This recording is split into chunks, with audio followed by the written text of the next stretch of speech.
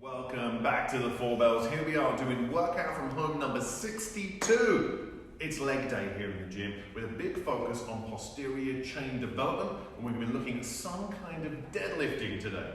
So before we get into our leg work that we're going to be doing, we need to get warmed up, we need to get ready for those things. So we're going to have 3 exercises that we're going to do 3 times today in our warm-up. We're going to start off with a complex, the 3-way lunge. We're going to do that complex 2 times per leg. So we're going to go over how to do that. Essentially, it's a forward lunge, backward lunge, curtsy lunge. That's 1 rep of the complex. We're going to do that twice per side. From there into a dead bug. Great at not only looking at core stability, but how to move contralaterally, moving opposite limbs as we brace the core. From there, we're going to do some air squats, kind of prime squatting movements, combined with some explosive work to get those quads and glutes warmed up. Air squats times 3 into jumping squat times 3. We're going to do all these things times 3. Let's talk about those exercises for the warm-up today. So we're going to start our warm-up with the 3-way lunge. If it's confusing, all you need to think about is your right leg moves back, your right leg moves forward, and your right leg moves underneath. That's 1 round. You then do that with your legs. So it looks like this. Set up on train tracks, chest is up. I'm going into a reverse lunge. I'm then going to go into a forward lunge with that same right leg. I'm then going to go into a curtsy lunge. I'll then switch to the left. I'm going back, forward, and curtsy. From there, once I've done that twice on each leg, I'm then going to go into the dead bug for 10 reps. This one is a bit of a brain game, so if you're doing this in the morning, it's going to wake you up a little bit. Setup is key. We want our knees in line with our hips. Head is down. I'm going to get my hands in line with my shoulders. From here, I'm going to press the rib cage down, brace through the core. My left arm and right leg are going to extend out away from each other, keeping the opposite arm and leg pointed towards the ceiling. And then I'm going to switch, bracing through the core and alternating back and forth. What you might find is your brain wants to do this. Bring in that arm with you. I want you to try to keep that hand pointed towards the ceiling. For some people, it's harder than it looks.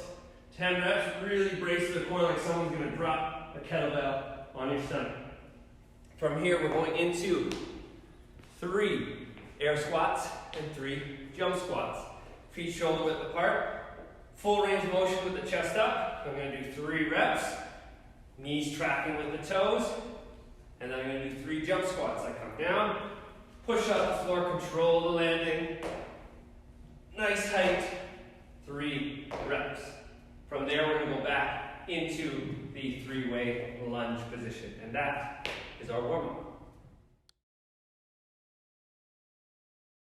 For the strength piece today, we have an antagonist pairing. We've got some hingy posterior chain work, and we've got some squatty anterior chain work, the old leg style push-pull today. We are doing 5 sets. Each set is 3 minutes long, split into 2 90-second windows of time. And of course, it's a choose your own adventure depending on what you have available to you at home. Are you lucky enough to have a barbell with a whole pile of plates? Maybe you are doing some barbell heavy deadlifting today for 5 reps. Maybe you are lucky to have some very big kettlebells and you can use those for your deadlifting too. But if you are thinking to yourself, I don't really have anything significant, then we're still going to look at hinging, but we're going to add some more stability into it, and we're going to be doing some single leg deadlifting for 5 reps per leg. So of course, look at what you have available at home and move in that direction. From there, into B, our second 90-second window of time, we're going to be doing some Cossack squats. So we first of all need to address, can we get into that Cossack squat position? Do I have good mobility, flexibility, and stability? And if I can, fantastic. Maybe I can add a little bit of weight to it. And we're going to do 5 all on one leg and then 5 on the other. So first things first with the Cossack squats, can I get into that position? And then can we add load to it if possible? So let's take a little bit of time looking at how it could look for deadlifts for you, single leg deadlifts, and the old Cossack squat. With the strength piece today, the antagonist pairing of deadlifting with Cossack squatting. So with the deadlift, there is a ton of nuances that go into a good and beautiful deadlift. Of course, if you need more help with deadlifting, your deadlift form and setup, please send us a message, put it in the comments below, send us a message on Slack if you're in the gym, or drop us an email, whichever you prefer. But when we're talking about the deadlift, we've got some very general things that everyone should be paying attention to. If I'm doing a conventional deadlift on a barbell, I want to always be in a position with my hips where I can generate the most force, the most velocity. So that's pretty much the same position where you would jump from. So in 90% of people, that's straight down from your hips. If you know you've got hips that are a little bit tight, maybe we've got to turn the toes out 5 to 10 degrees. From there, we want to have the hands wide enough so that the hands and the knees are not fighting each other as we do our deadlift. If I set my hands up on the bar, they should be even on the bar. I want my hips low, chest high, and I should feel the hamstring and the glute engage as I keep that spine nice and neutral. Shoulders and hips raised together. When I get to the knee, I push the hips through, squeeze the glutes. Then on the way down, it is the mirror of the way up. I push those hips back, and then when I get to about kneecap height, shoulders and hips come down together, making sure I keep that bar as close to my body as possible as I'm performing my deadlift reps. So of course, if we can, with our deadlift, trying to get heavier. If you have weights available to you at home, feel free to do so. If we know we have limited resources, then it could be a single leg deadlift. So with the single leg deadlift, it looks more like a Romanian deadlift than a conventional deadlift. So in that conventional one, you notice we brought the hips down. In the Romanian deadlift, I'm just looking to push the hips back. So a big stretch through the hamstring and a big stretch on the glute. So of course, I'm going to do that on one leg. Planting the leg, I drive the hips back, keeping the chest up, spine nice and neutral. I load the hamstring and the glute, and I drive that hip forward and squeeze the glute. If you find balance and stability is pretty good for you, then what you can do is add some weight. So I like to do it transversely. So if I'm standing on my right leg, I'm going to hold it with my left hand. I push back, hinge at the hip, load the hamstring, load the glute, drive forwards and squeeze the glutes. Of course, once I've done 5 reps on one side, we switcheroo for 5 on the other. When it comes to Cossack squats today, what we're looking to do is do 5 reps on one side and 5 on the other. So that means if I can, nice wide base, and before we even think about adding weight, is can I get into that deep squat position before I try and add load to it? So that means, can I keep the heel down, knee tracked in line with the toe, can I keep the chest up, can I keep this leg straight? And if the answer is yes to all those things, happy days. And if we can, maybe we're going to add load onto just one side, or if you'd rather keep things a little bit more even, weight in front of you, and we're going to go over to one side for 5 reps. So just 5 reps on one side before we do 5 on the other. So deadlifts for 5 if you're on a bar, or 5 per leg on a single leg deadlift, and Cossack squats for 5 per side as well. That is the strength piece today.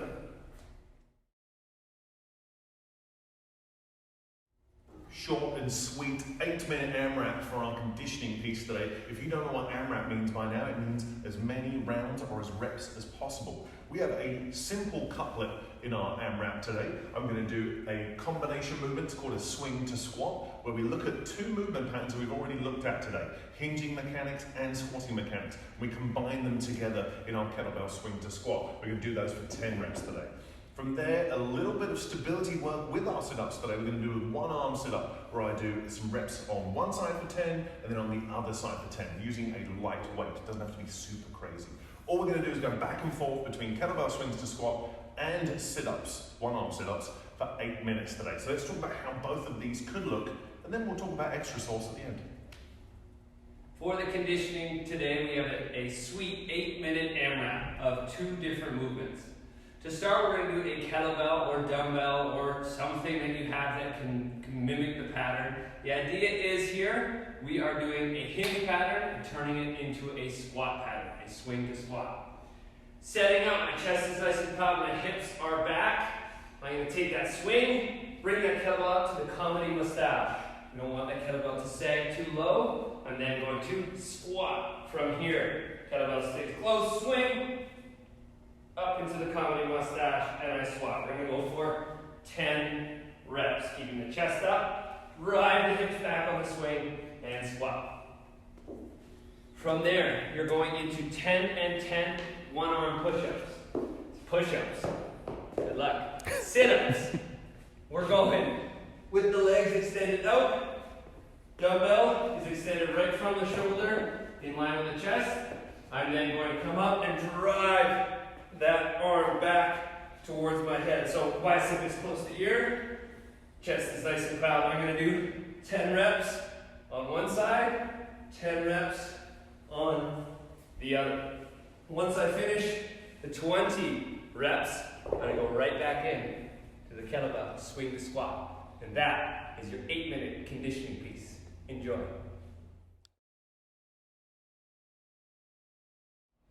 The extra sauce today is one of my favorite things to put on the back end of a workout. It's like a delicious cherry on top of the delightful sundae that is today's workout. With our extra sauce, we're taking a great chance to work on mental fortitude, which means our ability to endure sometimes things that might be a little uncomfortable. In our extra sauce today, we're going to do 30 seconds on, followed by 30 seconds on. It is not misspelt, it's not written wrong. We're going to do 30 seconds of work followed by a different kind of work for 30 seconds. We're going to do that 4 times today for a total of 4 minutes. So that means in our first 30 seconds, we're going to be doing some walking lunges. So in my walking lunges, with every kind of lunge, I want to be on train tracks, making sure that regardless of how big a space I have, I'm keeping that torso nice and upright and taking a nice big step out, trying to mobilize that back hip. So once my 30 seconds is up, we're then going to get into a squat hold. So what is a squat hold, first of all? That means top of the thigh, just about parallel. I am not relaxed, I'm not noodled at the bottom. I am also not convincing myself that I'm lower than I am, hanging out here, telling myself that I'm all emotional. I should be just about parallel to the floor, chest up, and just enduring the wonderful blessing that are my legs for 30 seconds. I then stand up, shake it out, and I get back into walking lunges again. So it's walking lunges for 30 seconds, squat hold for 30 seconds. We're doing that 4 times. Enjoy, and let us know how much you really enjoyed it.